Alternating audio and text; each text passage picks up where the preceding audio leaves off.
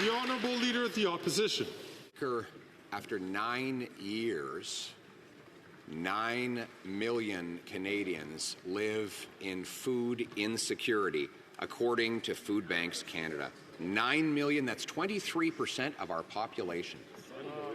23%, twice as high as the rate in the United States. Food prices have risen 36% faster in Canada than in the States, and that gap has happened at the same time as the implementation of the carbon tax and all the government greed.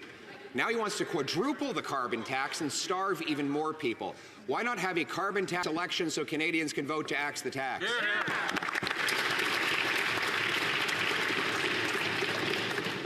The Right Honourable Prime Minister.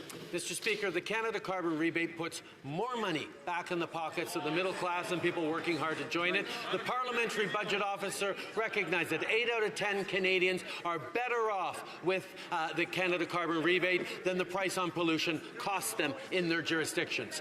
So the Leader of the Opposition is proposing to take away money from vulnerable families across this country at a time they need it.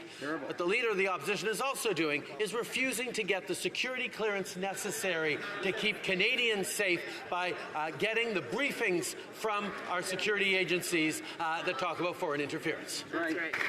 The Honourable Leader of the Opposition. Mr. Speaker, if the carbon tax made people better off, we wouldn't see a doubling of food bank use under this Prime Minister. You can't blame the rest of the world. Food prices have risen 36% faster in Canada than in the United States of America in the same time period. And that gap grew as the carbon tax came in year after year over the last half decade. It turns out if you tax the farmers who make the food, the truckers who ship the food, the grocers who sell the food, you tax all who buy the food.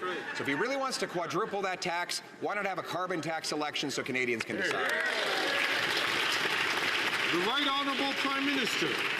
The Canada carbon rebate puts more money in the pockets of 8 out of 10 Canadians right across the country, and it's top economists, scientists, and the parliamentary budget officer who've declared that.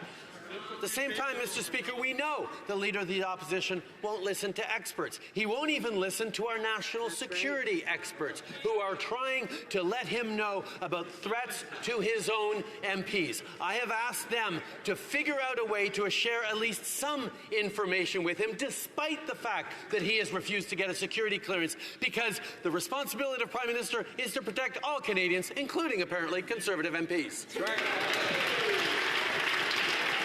The Honourable Leader of the Opposition. Mr. Speaker, more division to distract. You know, here we have 2 million people lining up at food banks.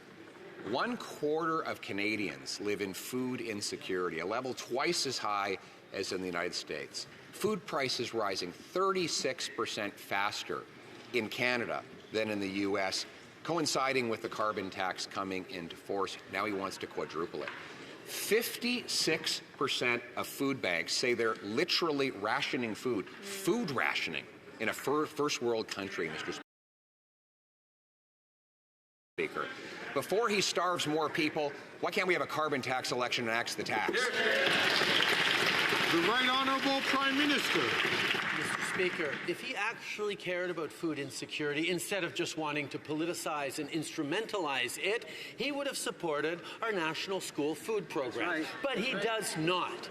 What he also will not do is take seriously his responsibility as a party leader in this House, as someone who desperately wants to become Prime Minister, to actually get the security clearance and therefore the briefings necessary to protect our democracy, our institutions, and his team members from the threats of foreign interference.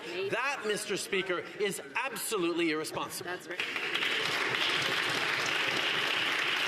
The Honourable Member from Kitchener-Conestoga.